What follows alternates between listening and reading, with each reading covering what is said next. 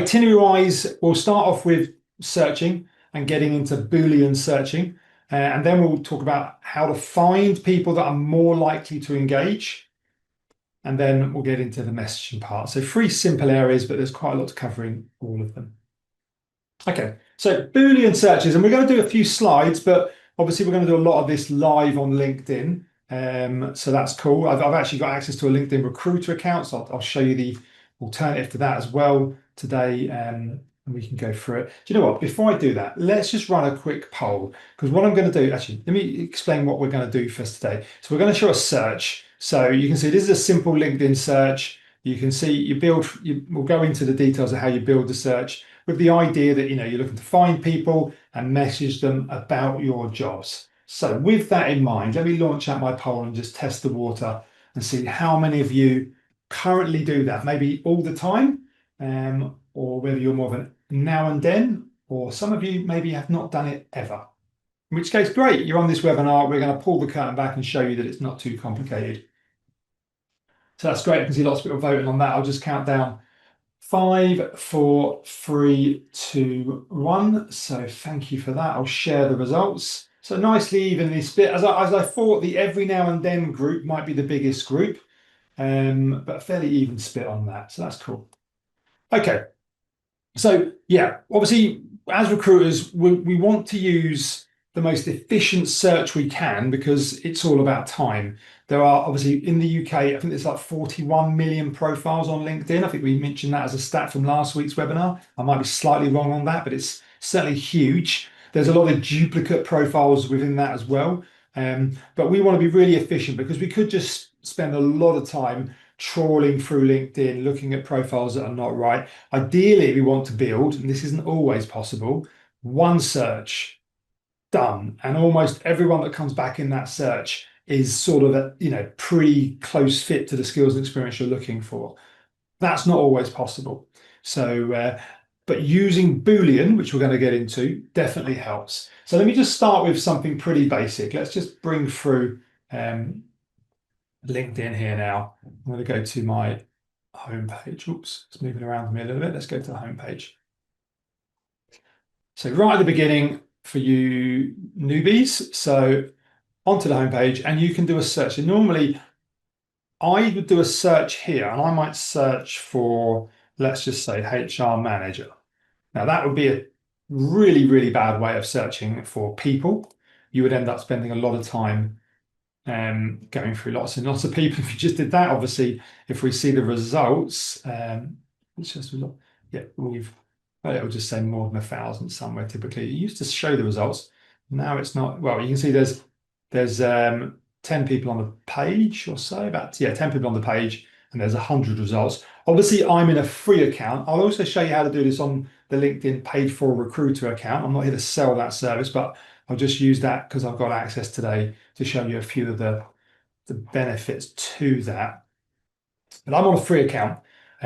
So what I might want to do, if I remove this, by the way, hit search.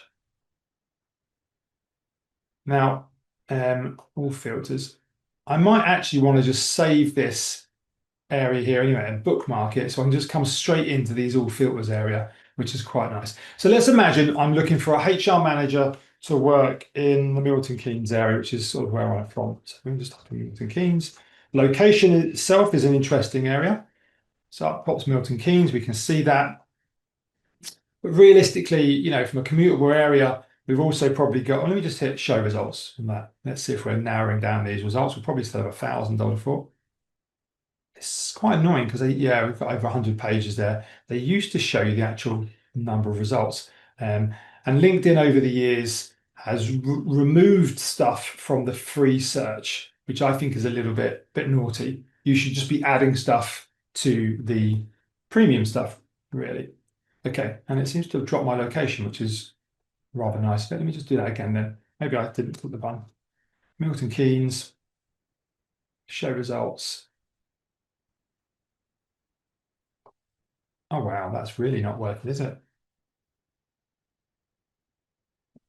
Milton Keynes, okay, show results. There we go. Now it's doing it there for me.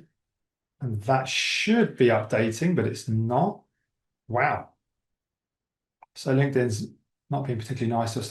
I can, if you know LinkedIn long enough, I can see the geocode for LinkedIn at the top here. So if I actually just refresh this URL, it will come back with people in the Milton Keynes area. But why it's not refreshing automatically is a little bit worrying. Yep, now we're getting Bletchley, Milton Keynes. So very odd.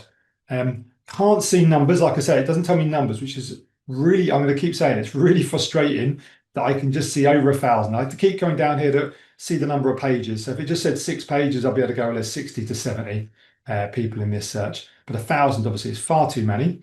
Now, but I've also got to be realistic at the start. We can drill down on a few things, maybe with some Boolean, but my location, if they're in Milton Keynes, they could also live in Northampton. If you don't know these geographies, that's fine. I can then hit show results. If I was able to keep track of the actual numbers now, see Northampton's coming back, then I would see that it's got bigger. But like I said, this is the first time I've ever noticed that the numbers are not increasing. It's not showing you numbers. And then one other thing to touch on, it works via, let me just see if I can do this in a really niche way. Let's bring up, I'm going to show you the locations a bit better because without the numbers, it's making it a bit tricky. So I want to narrow down first to get down to a smaller number of pages rather than just see 100 pages. So I'm going to do that by putting in the phrase HR manager. Let me just put in senior HR manager because I want to get it smaller and hit show results. That's a very specific search now. Now we might see, right, just one page. Yeah, okay. So we've now just got 7 or 8 people who are currently listed as senior HR manager. But if I then add locations, you will see, if I move Northampton off it, you'll see it gets smaller. Now we've just got 3. I can add Northampton back in. So as we build out our locations, and it's always a good way of doing it is to build, to go step by step by step. Show results. And then what I was going to show you a location was the Bedfordshire area, which is another county, which is in this area. That comes under the Milton Keynes postcode. So if I type in Bedford here, it might come up. Bedford will come up in the UK. Yeah, it's come up with Bedford Sandy. So it used to come up. It doesn't come up at all. And that might be why when you look for certain towns, they don't come up. Yeah. And the reason for that is it's the postcode areas you need to look at. So when you're trying to build out your geographical area, you want to probably have a UK postcode map. If you don't know, if you've got loads of sites all over the country and you don't know all the postcode areas, then you probably want to be drilling into this. This works much more relevantly when you get into areas of London. You've got districts of London. Unfortunately, London just comes under London. Let's zoom in on this. You have one of these postcode maps, you can see all the postcodes. But if I change this up now and just put London in, you'll see obviously it get really, really big because it's London area. Show results. We now get much bigger than we had. Actually, no, not that much bigger, but a few. Okay. So that's a brief bit about how location works. But obviously, I've only noticed this morning that it doesn't like showing you the number of people now, which is a really annoying quirk that it's reined that in, because it was always really nice to see the number of results. Now you just have to scroll to the bottom to work out how many you've got, which is annoying. So that's how that works. But obviously, imagine you were looking for senior HR manager, and that's how you did the search.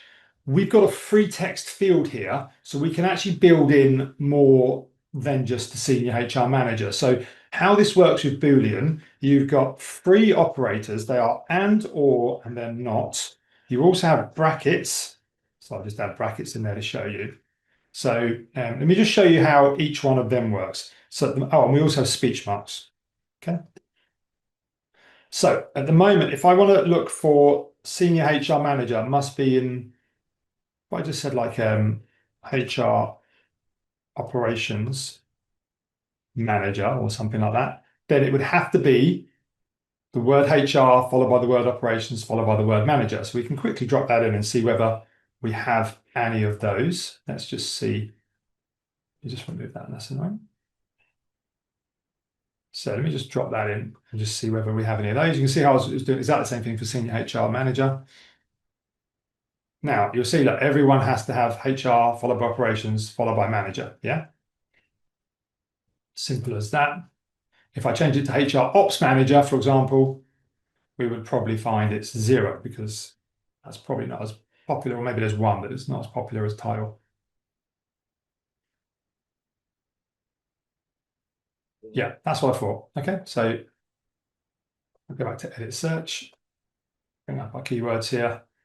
We can change that. So if I went with, so a common search you might do for HR manager, so that's how you use speech marks. So you make sure that each of those words is followed by the other. Without the speech marks, what you're saying to LinkedIn is in their job title, if you put it into the job title field, they must have the word HR, ops, and manager. So, but not necessarily in that order.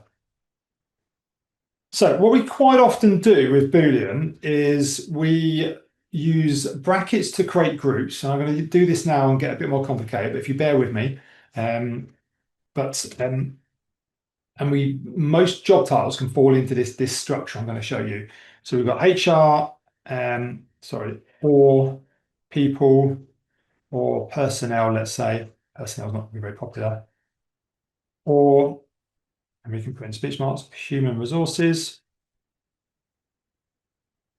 And we could go leader or manager like that. Okay. So what would happen then when we drop this in? So the brackets create a group. Okay. So we need a tick basically to be on this first group for any candidate to come back. And we also then need a tick for this group. So they must meet both of those criteria. The reason it must meet both of them is because we use the and. If it was an or, then it'd be like they either have a match to this group or they have a match to this group. So we're saying they must have a match here and they must have a match here. And the first part, and this is where you can split up a lot of job titles because this is the context of the role. So it's a HR role. And then this part is the seniority of the role. Okay. So you could do something very similar. You could do exactly the same. If we wanted to look for like a HR director, we would just change the seniority on the bottom here and we would go director or head, maybe something like that, or maybe VP if they're an American organization. Okay, so the first part of this search, and ask me questions if you've got any questions about this, guys. In brackets, we're saying in their job title, be their current job title, they must have the word HR. Now that can be in capitals, lowercase, it doesn't matter. Or now we're using an operator there. When you're using an operator, it must be in capitals. The word people, because it could be a people manager, or the word personnel, or the search term, because we've now got speech marks around it, so it must be the word human followed by the word resources. That's a search term rather than just one word. So that's it. So we must have a match with that, and then for one of those HR phrases, essentially, and then in their job title, they must have a match with the phrase leader, MGR, or manager.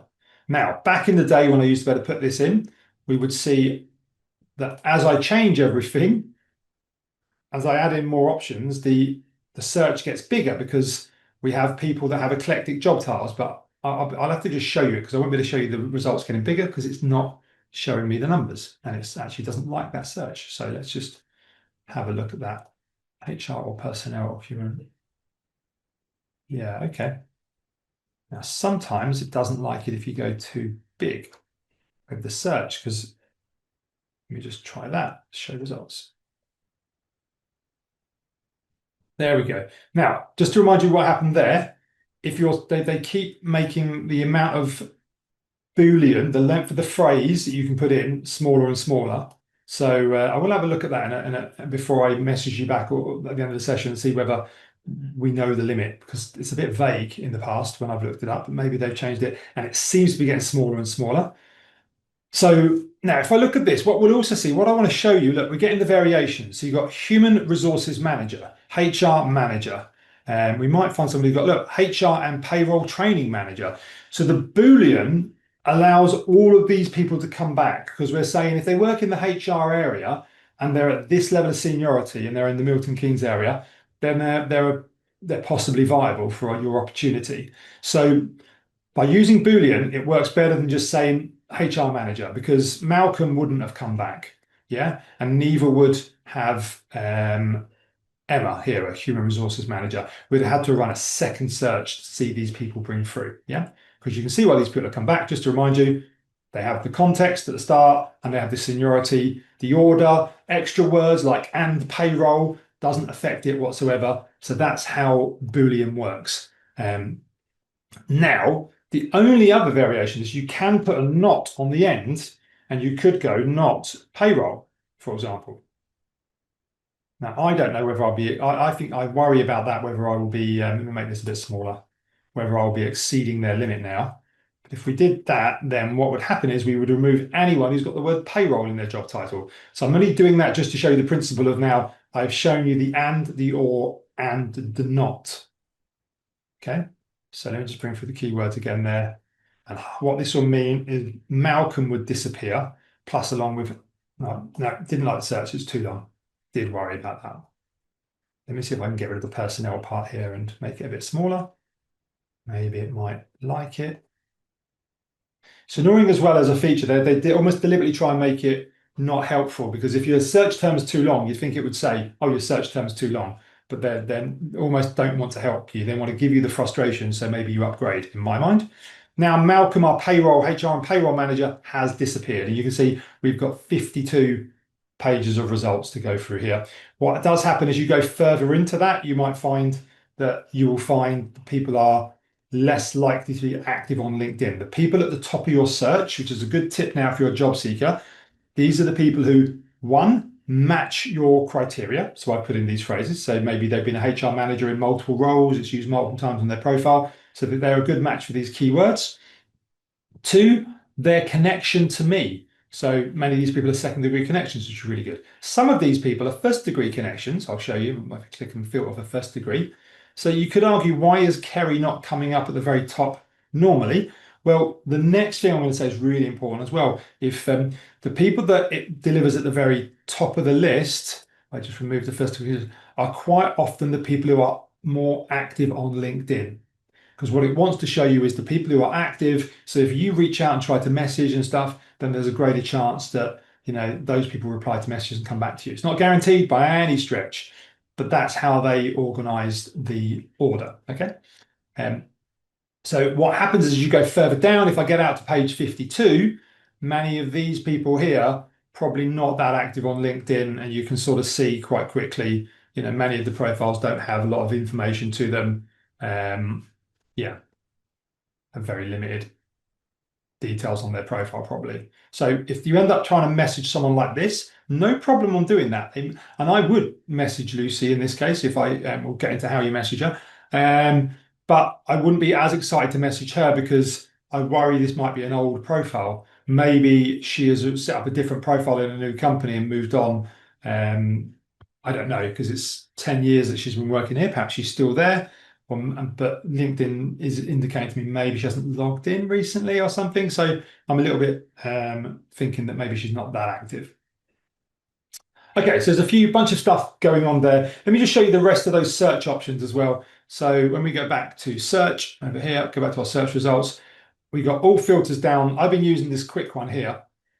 Yeah, but actually there's these all filters down here where you can just go through. So we've got location, you've got current company, so you can search within people that are a current company. The other one, you can look for past company as well. School could be quite interesting. We'll touch on when that's useful sometimes. Industry can be useful as well. You're looking for a salesperson, you say, but they must be experienced in this sector.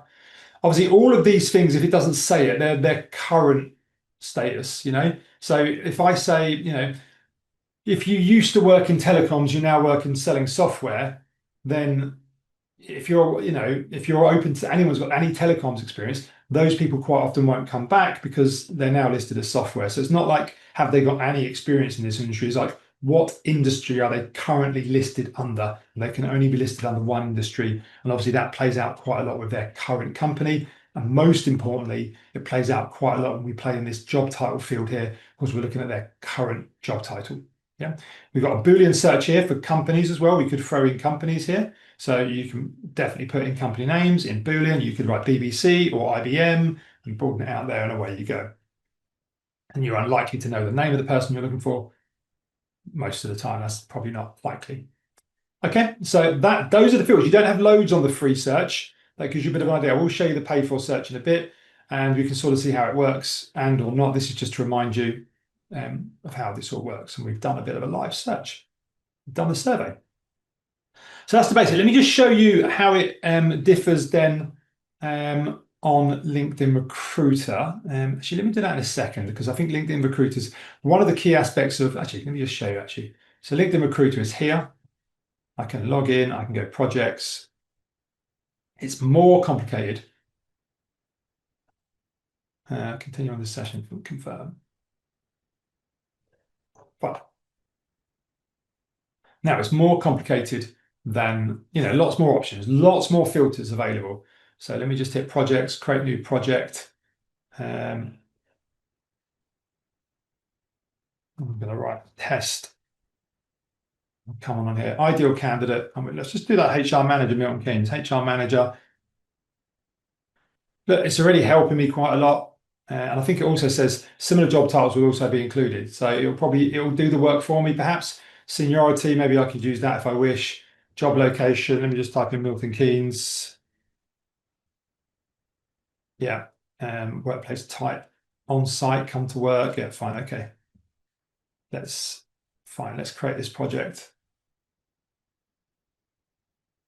I'm not an expert in using LinkedIn Recruiter. That might be fairly apparent to some of you who maybe use it all the time. Let me know if you're on the chat, if you do actually use LinkedIn Recruiter yourself. Okay, so up it pops here now. If I hit show filters, you will see, let me zoom out a little bit here on the filtering. You'll see there's a lot, and I go advanced search. There is a lot more filters I can use. I can do a zip code filter, which is definitely helpful. I can look for people who've recently joined LinkedIn. I can look at years of experience, years in their current company, years in current position. Lots of things I can add into. Like I said, the main thing it's saving is time. Yeah. So I'm not going to go through this too much, but those are sort of the key things. And you can obviously hide people you've previously viewed. So that's saving you time on, anyone that you've viewed already for this project, you can just keep coming in and doing that. And that works quite well. So LinkedIn Recruiter, I think, costs £4,000 or £5,000 a year for the license. So and if you ask me, is this worth it, Adrian? I'm going to show you a feature that's really useful later on. But actually, the answer to the question, is it worth it, comes down to one answer, which is depends how much you search on LinkedIn for. Plenty of people I know that say, oh, it's worth it because we made one placement. As soon as you make a placement, it pays for itself. And I'm like, that is not the way to think about it. Yes, it's sort of one way to cost justify it, but it's not the way to think about it. Because you've got to think, we've invested the money. How many placements could we have made from it? Therefore, have we dedicated enough time to, see that, really get the return on that investment? So I wouldn't sign up to LinkedIn Recruiter if I didn't have a good selection of jobs that require searching. Because obviously, let's be honest, if you can advertise for a vacancy and have a good selection of candidates come through and fill your vacancy like that, that's probably what you're going to do because it's in many cases easier. Candidates come to you. You have a lot of applicants to get through, but the candidates come to you. But you're searching on LinkedIn because these are harder to fill roles where it's harder to find these applicants. In which case, if you've got a lot of those types of roles in your organization, then yes, perhaps, well, yes, first and foremost, it's worth searching on LinkedIn. You're doing a lot of searching on LinkedIn, then it's definitely worth upgrading to LinkedIn Recruiter in my mind, but I'm not here to sell them. Okay, so first of all, let's look at the next step because I've done some basic searching. You can find people, but undoubtedly finding people isn't actually the biggest challenge. And I've done the basics there for you, but actually a lot of the finding just comes from exploit. It's learning by doing. So, I teach people that join our organization how to do this. But actually I teach them the 80%. The last 20% comes from getting in there and doing it, looking at individual vacancies, thinking about it, and going from there. There's a lot of little nuances and tips that go beyond sort of really sort of niche cases that you might want to go, well, if you're trying to find this, then here's a good strategy, that sort of thing. But I'm not going to go too far into that now. Okay, so finding professionals more likely to engage. This is definitely the big challenge. In my mind, this is what separates out, a really good sourcer, someone who sits on LinkedIn a lot and is very good at their job, is actually it's the messaging. It's not their ability to find people. But yeah, one of the strategies as I see it, is building talent groups and maintaining contact. So there's almost two types of projects you could have on LinkedIn. One is, hey, we need to find a senior HR manager with experience in this sector. It's a really niche role, and it's just a one-off vacancy. You can, as you sort of saw from my little brief Boolean search, you can absolutely jump onto LinkedIn. Even if you're not connected to those people, we'll talk through the technicalities of that in a second. You can still get in there and message. People are not likely to be saying to me, Adrian, why are you messaging me? I've never heard from you before. They'll be saying, Adrian, that's a really interesting opportunity. Thanks for reaching out. So plenty of people reach out to people that they don't know, that they haven't built a reputation with. You can just be, transactional. I have this, I'm selling, as in an opportunity, a vacancy. I wonder if you might be interested. It can be completely transactional. You don't have to be warming people up, but this next strategy is much more about warming people up. And if you've got vacancies where you know there's an ongoing need, yeah, let's imagine you are part of a multi-academy trust running 16 schools throughout the tri-county area. You probably want to be talking to, one of your challenges might be recruiting headmasters, deputy headmasters at schools. So it might be that you want to be reaching out to those people and building that network before you need them. Yeah. Or you might have a sales team and you're always looking for good salespeople. There's an ongoing demand and you always need good people so that you might do a search and go, wow, there's 200 telecom salespeople in the Reading area where our head office is. We need to be talking to these 200 people. Okay. So that's strategy. Identify the people you'd like to interview, reach out and connect. And that could be a very low key approach. For example, I thought your profile was relevant to the work we do here. We're not looking in your area at the moment, but I wondered if you might be willing to connect. Now, the reason that type of thing can work is because you're not actively selling something. Think about the messages you get on LinkedIn. People are actively selling all the time, but no, that sort of is quite a low key, looking to build a connection. And maybe you're going back to them in a month's time saying that we're just about to start off some recruitment. This is what we're looking at, or what is your current situation, etc. Yeah. And if you take those 200 people, imagine, let's say you did the connection and you got back to people. Imagine, let's say 80 people come back to you, a 40% acceptance rate. That would probably be reasonable. Maybe you might be able to get better. Then you've got 80 people then that you maintain regular contact with. The premise behind all of this is people, many jobs, particularly sales, quite often move every couple of years. Okay. So then there's 80 people there that you're in contact with every 3 or 4 months, just dropping in, saying, hey, look, don't know if you saw that we won this award, just touching base with you, Tony, seeing how things are going on. When we last spoke, you mentioned this, just wanted to see how you're getting on there. And Tony's like, yeah, things are going okay. I might have to see whether I get my bonus. I'm not 100% happy, but I'm fine for the time being. And then, you just keep maintaining that contact. When Tony is ready to move, Tony comes back to you, or you're in contact with Tony, and you hear about it. You don't miss. Then hopefully you don't miss out on the opportunity to engage with Tony and at least see whether he's going to be a good fit and you're going to be a good fit for him. So that's what we're looking at here. It's sort of an ongoing basis. Now that strategy has bigger upside than the first strategy. For a start, you can hire more people. Secondly, when you reach out to if I reach out to 200 HR managers, if some of them are going, not a good time for me at the moment, but I might be looking in a year, of no value to me. If some of them come back to me in 9 months and say, Adrian, you messaged me 9 months ago, I'm now looking because of this reason, no value to me, because I was a one and done project. So you've got more upside if there's an ongoing project. So that's one thing to bear in mind. If you want to engage with people, if you've connected, you've warmed them up and you're feeding them information, like I said, it wasn't like we've just won this award, we've just done our sales target for the year, things are going really well, how are things going for you? You're sort of building that sort of slowly approach and feeding them good information. Now, this is what's going to show you for LinkedIn Recruiter. One of the biggest benefits of LinkedIn Recruiter, and I do feel like a bit of a LinkedIn salesperson here today, so I have to say I'm not on commission. I do not own shares in LinkedIn or Microsoft, their parent company.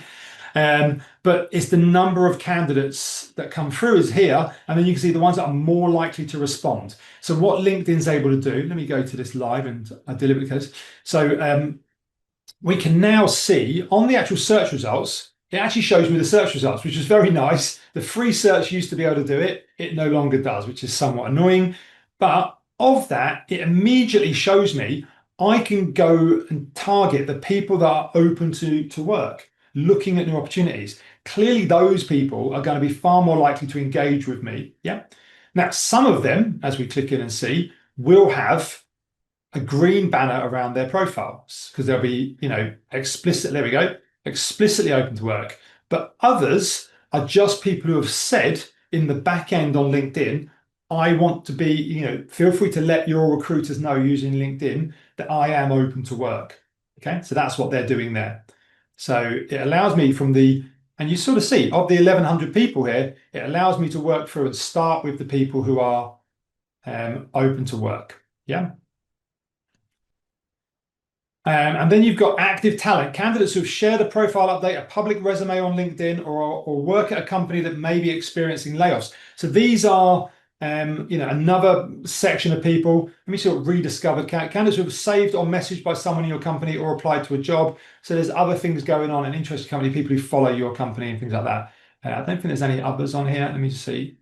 No. Okay. So you sort of see. So you can sort of work your way through this.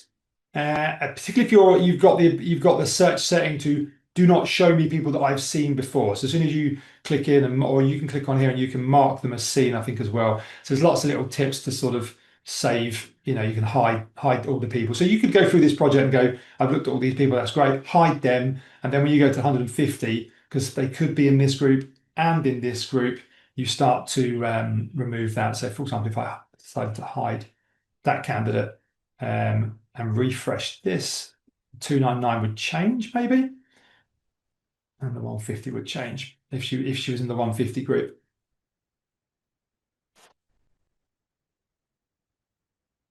I believe it would change, but I'm not. Okay, it hasn't changed. Brilliant. Okay, it's kept her on there. She's still there, but she's just removed. Okay, fine. Away we go. So that gives you a bit of that's one of the key things for me on why you use LinkedIn Recruiter, why you might pay for it, is because it gets you to those open to hire new people faster. What you can also, and this is one of the really key things I think, is particularly in an area where the skills demand is really in demand, you need to set up alerts. What you might find initially, if you signed up to LinkedIn today, LinkedIn Recruiter, and you went through those profiles. So let me just remove that. Let me just see my search. And I went through the open to work profiles. I might be a little bit disappointed in the number that come back to me if I was in a really niche, high demand area. Yeah. And the reason for that would be these people have ticked open to work. And as soon as they've done that, because it's a high demand skill, they've got a lot of attention, a lot of approaches. Okay. So the trick here, it's not even that complicated, is to sign up for alerts. Yeah, you sign up for alerts on this search, and then any new people who are they might be part of the 1,100 people already, but any new people who say I'm now open to work because and they meet your criteria, then you get alerts. It's the people that say that meet that criteria and then make a recent decision to say, yeah, mark me up on LinkedIn. I've decided that I'm open to opportunities. Then those are the ones to obviously jump on before others do, because once you get 4 or 5 interviews booked, then convincing someone to be the 6th interview in their calendar that month is much harder.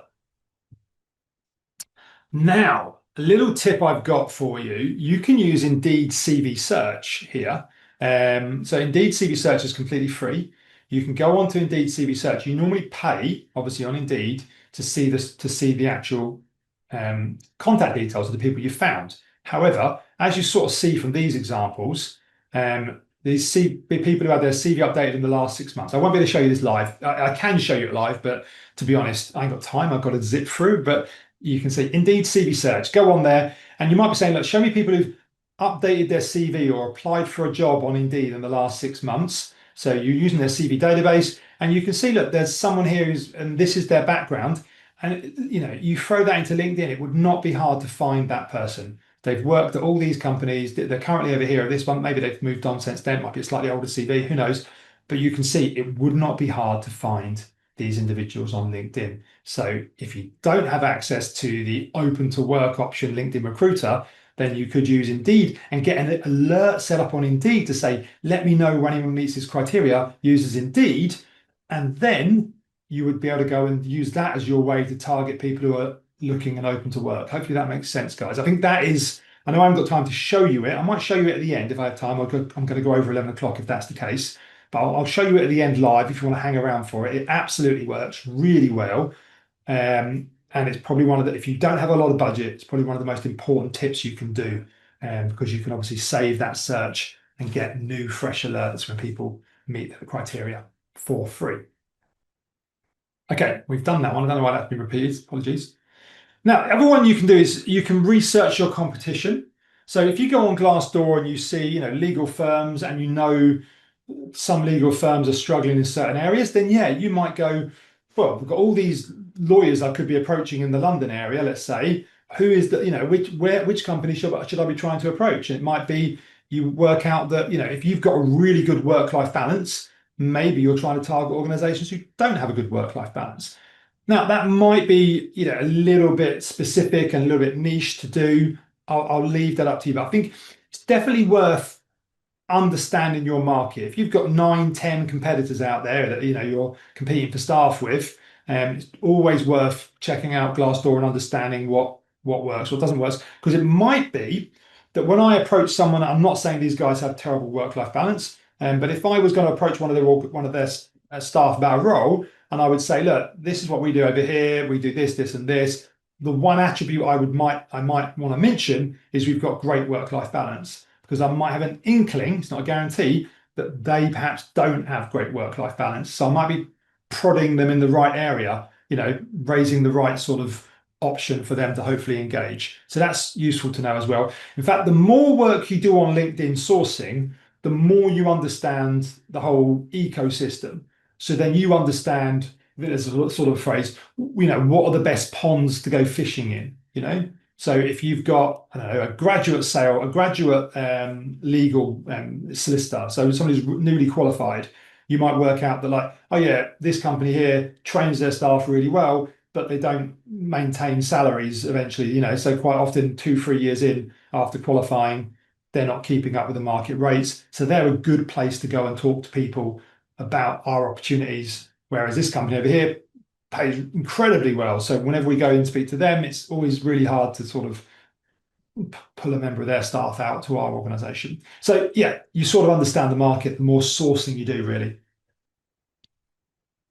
Okay, and then coming on to the third and final section, this obviously is a really key one, writing engaging messages. I'm also going to touch on, because obviously a third of you haven't done LinkedIn messaging before, so let me just show you how it works in regards to the technicalities of messaging people. So here's Emma.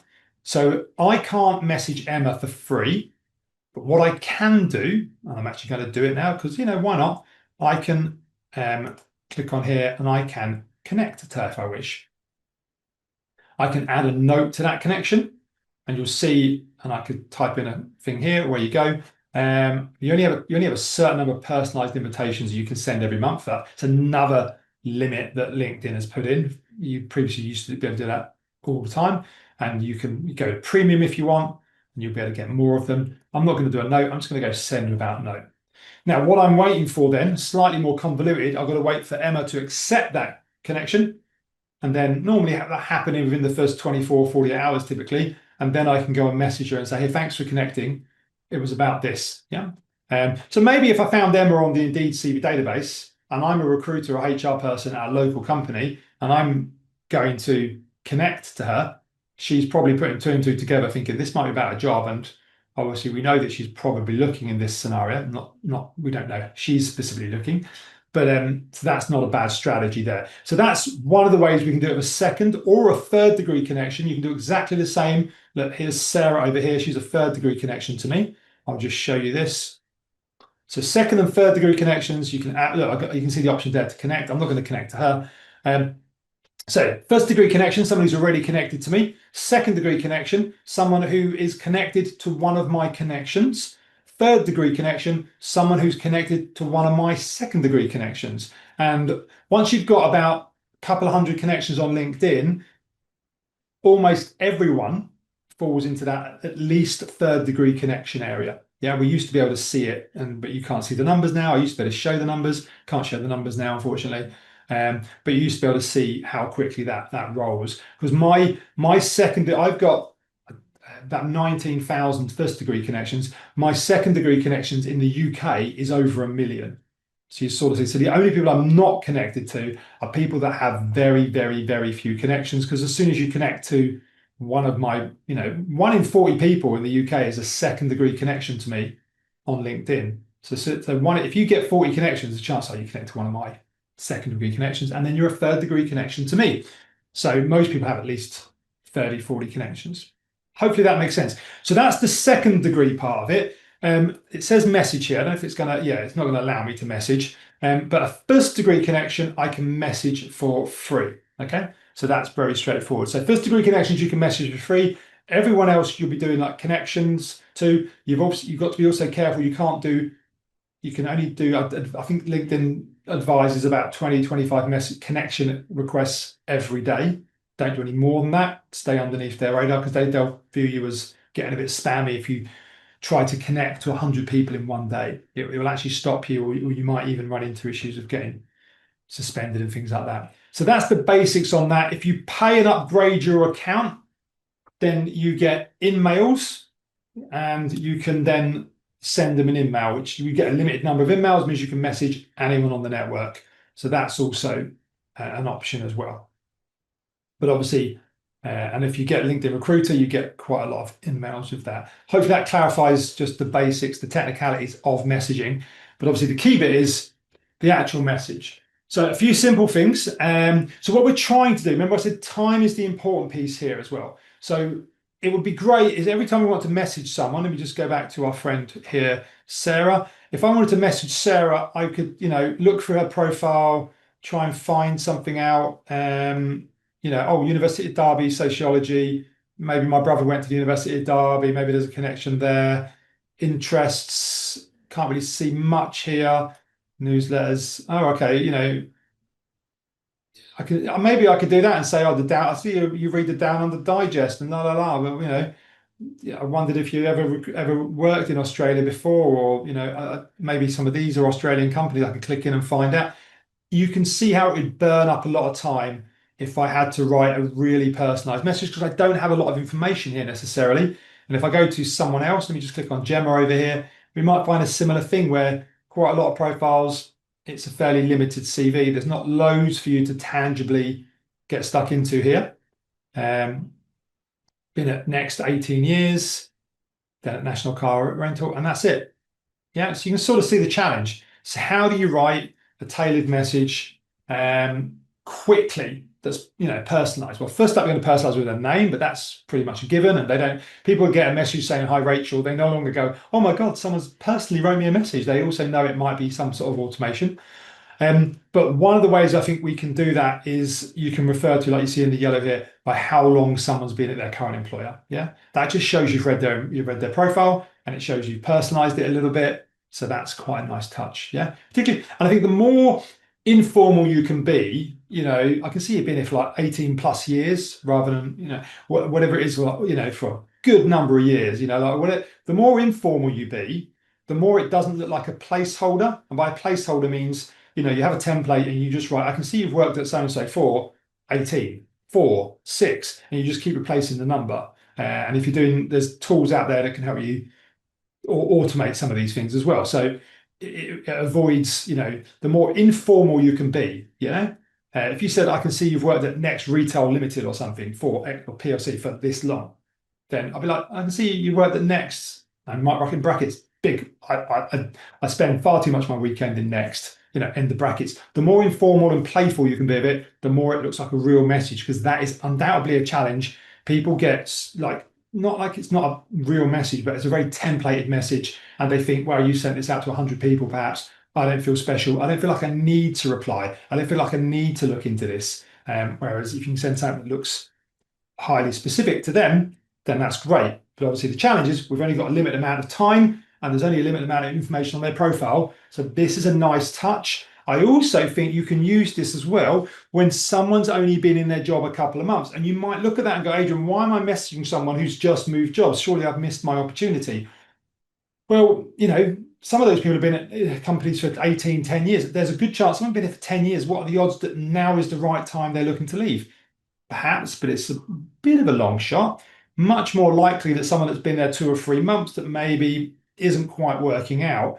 And whenever we look at a CV, I'm sure there's many people who have the 2, 3 month job and it just disappears from their CV. Of course, it does over time. So we assume that that doesn't really happen, but it absolutely happens. I'm sure we see it within our own organizations as well. People join, it's not quite what they wanted, what they thought it was going to be, and they move on. So not always a bad strategy to reach out to people. Just be a bit respectful, saying probably not well timed, but sometimes people join things and it isn't quite what they want. So I just thought I'd take a chance and see if you are still open to new opportunities. And if they're not, and they say, I love it here, it's brilliant, you might go, oh, that's great. Oh, by the way, I don't suppose you know anyone at your old company or anyone else that might be looking. As soon as you start a conversation, there's always something that might come from it.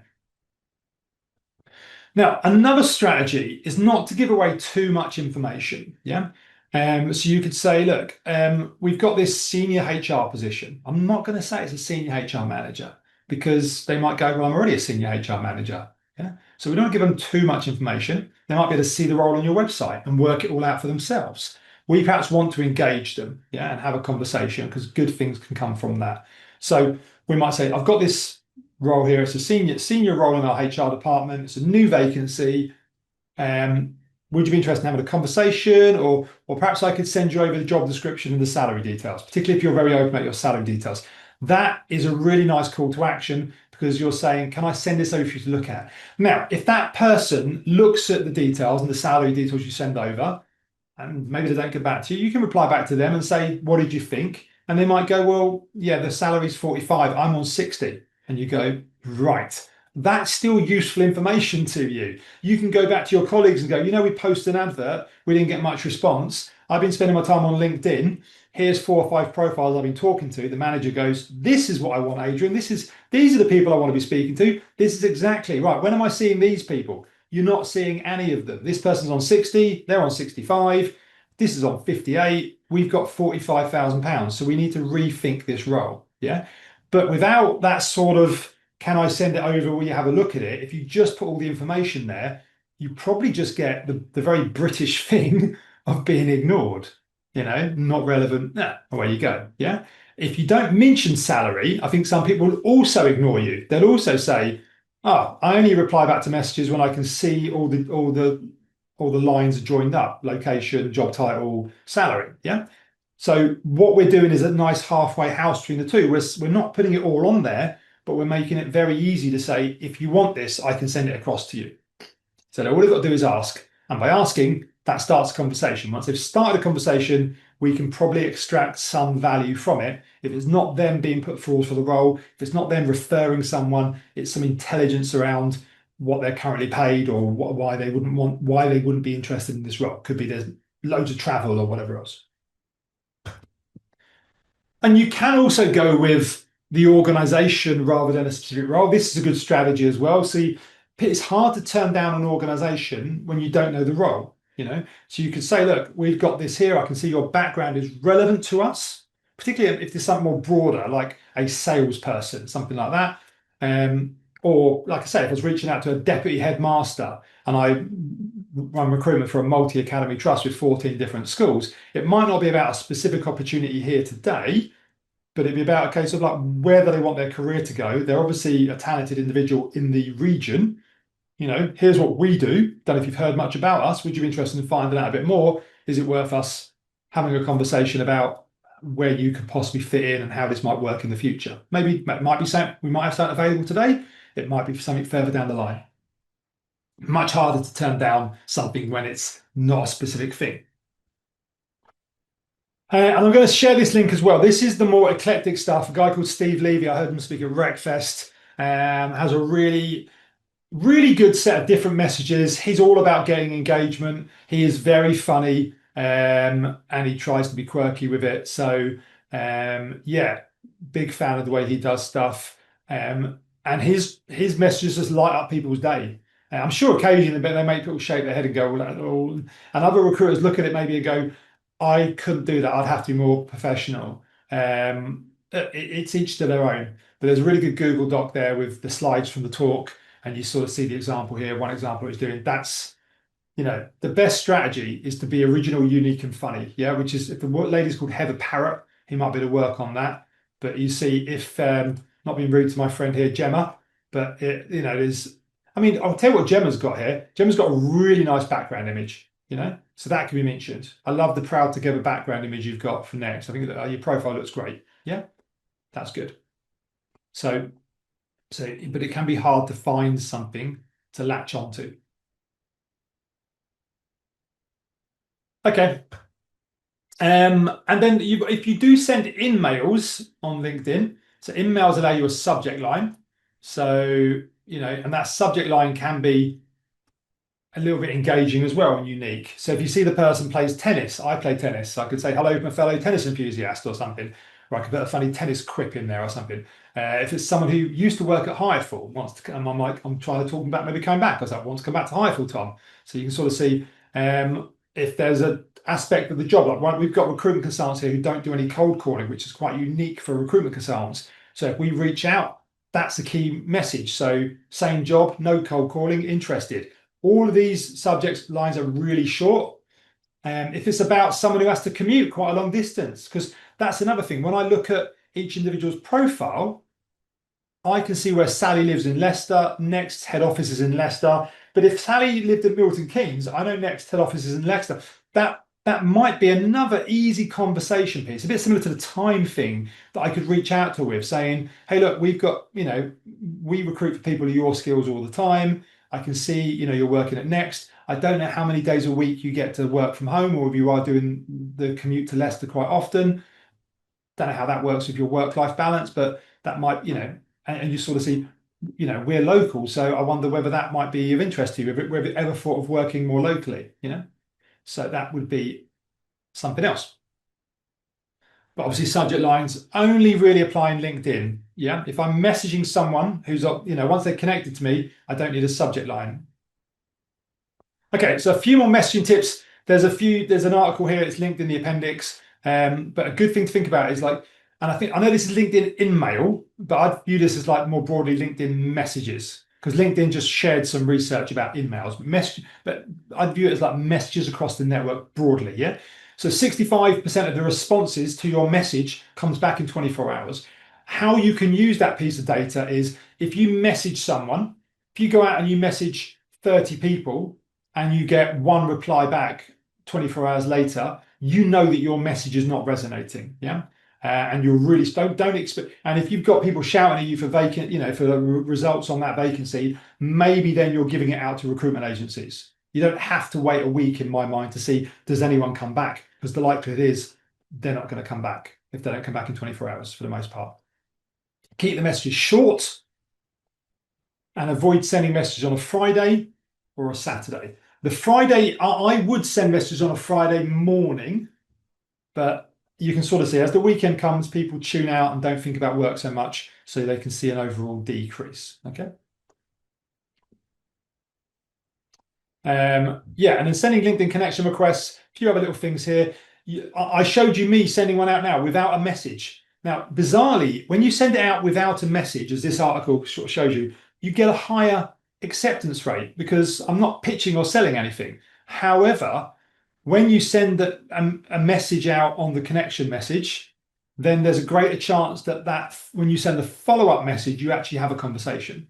That makes sense, because you've probably set the scene and said, hey, I've got this opportunity here. I want to talk to you about it. Hopefully they see that message and away you go. Let me just show you. I don't know if I cleared down my network this morning. Let's see. I think I've got a new connection request. We'll just show you how they come across. So here's this one here. So Adrian sent me this, but didn't send any message to it. So this is how it comes through. If there was a message, it wouldn't be obvious. So I have to click on it and look through it and then go from there. And I can obviously ignore or accept that. So that's sort of how that works. Okay, realize we're coming up to time. You can read more about these things in the articles, in the links, in the appendix. That's an example of a connection request template. I saw your profile, thought I'd reach out to you. I'm currently recruiting for a new role in Milton Keynes. Perhaps you can connect and I can send you the full spec and salary details. See, same thing we spoke about earlier. Similar one there, it mentions time. So I can see you've worked at this company for this time. find different new opportunities. And then the last thing to touch on is, and I like this strategy, you can write an article about your business. Now, when you write an article on LinkedIn, well, you could post it anyway. You can post it on your career site, post it on your website, but put it on LinkedIn is not a bad strategy either. You write an article. So I wrote one back in the day, 7 ways we help our sales team to be successful. Okay. And I reached out to people that while we was expanding our sales team saying, well, you can see what I'm saying. This is what we do. You may not have heard of us, but we are pretty innovative. We do some quite cool things, and we really set our sales team up to be successful, more so than other organizations do. Click the article, you can read 7 ways we actually, seven things we do. That works better than me in the job spec. Now, only really worth the effort if you've got an ongoing campaign. You're going to be recruiting a lot of salespeople. You've got a specific message. You want to put a bit of extra oomph behind it. That works great. And I tell you what, it's also really good at. It's good for planting seeds. Yeah. Maybe some of the salespeople are working directly at competitors didn't come back to me. What it does is I can watch the number of views on that article. So I launch the article. I can see it doesn't get many views because LinkedIn doesn't really promote those long form blog type articles massively, unless they're part of a newsletter, then it does. But post that up there, launch it up there, and then I can see maybe it gets 100 views from mostly people in the company, connections to me, fine. And then if I'm messaging 20 people a day for the next 5 days, I can watch the views on that article slowly tick up. And that'll be people that I've directly messaged about that. Yeah. And some of them will come back to me and say, yes, I'm interested, Adrian. Others have just read that article, breezed through it. And that's a nice employer brand piece where I'm at least positioning us. If you think about Hireful in the future, you'll remember some of the cool and innovative things that we do and how we set you up for success. So maybe they see a vacancy later in the year, they apply to it. Maybe a recruitment agency contacts them later in the year and they hear the word Hireful and they go, yeah, actually, you know what, put me forward for that. Yeah. So these things are sometimes hard to measure, but I think that is also a good strategy if you're putting more effort in because you've got more return to get out the other side.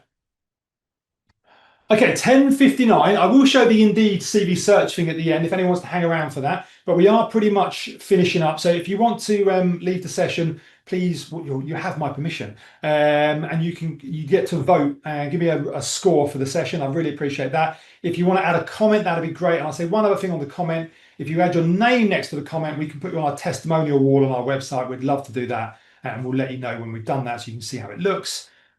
Other than that, I wanted to also highlight some of the other webinars we've got coming up. So next Tuesday, we've got a session on our website. You can sign up for it all around employer branding, sort of what I finished with there. And then we've got a session about choosing an ATS. We're doing some work on DE&I and Retreat and looking at chatbots. Beyond that, one that I would definitely highlight in July, mid-July, so about 3 weeks down the line. No, sorry, about 6 weeks down the line. We have some sessions around ChatGPT. So if you're new to ChatGPT, we've got a session for you. It's on the website. And then we also have one that's more advanced around ChatGPT for recruitment. So there's some big wins to be had from that. They're our most popular sessions that we do. So I'd encourage you to sign up for those guys. Right, I'm going to let the rest of you go. Whilst that is 11 o'clock, so I made my own imposed time deadline. I'm going to show you Indeed CV search and try and tap all this together. So Indeed CV search. Okay, let's resumes, CVs. Here we go. So you need an account on LinkedIn, an employer account, which I've got. Don't have to pay money for that. Like I say, you sign up for it. You can pay money. You can pay for finding CVs. So I'm just going to say Milton Keynes, and I'll do that same search for HR manager.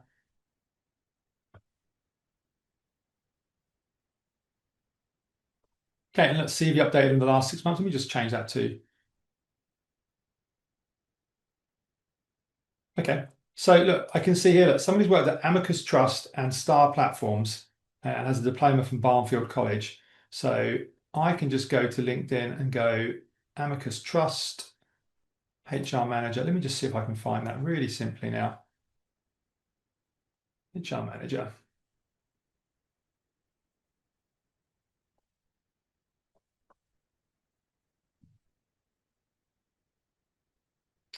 People, and it might be that they've updated their profile and they're no longer working at Amicus Trust, but let's just see this now and see Amicus. The better one to do would have been to actually search for the previous company, because that would definitely bring back. Yeah, that didn't work, I don't think. Let me just remove that. So let me come on all filters. Let me get rid of Amicus Trust. And the other one was star platforms. So show me people who previously worked, past company, star platforms. There's a couple of them, so probably best to choose a couple of them. They probably might be not based in the UK, or who knows. So we've got star platforms there, and we've got the other star platforms there. Let's show results. Human resources manager here. Yeah, current human. Yeah, so I think I've found the person now. So we can see Amicus Trust, star platforms, and I think it also says, I feel like a magician now showing my cards. Your card was a 7 of clubs. So diploma from Barnfield College, that's probably on their profile as well. Barnfield College diploma. Okay, so that's how that works. And like I say, you can sign up for an alert on that search, and it will highlight whatever your niche that you want people from, the talent. That's a good way just to remind you of finding people who are more likely to be open to moving. Yeah, so bear that in mind. Okay, I'm going to wrap things up there, guys. I didn't see any questions come through. Canax, give me some nice feedback. Appreciate that. If you want Canax, feel free to add a little your name next to a testimonial. We'll put you on the website. That's the feedback I really love, but I also appreciate your nice words as well. I'll leave you to it, guys, and hopefully I will see you next week for some more webinar fun. All right. Thanks, guys. Bye.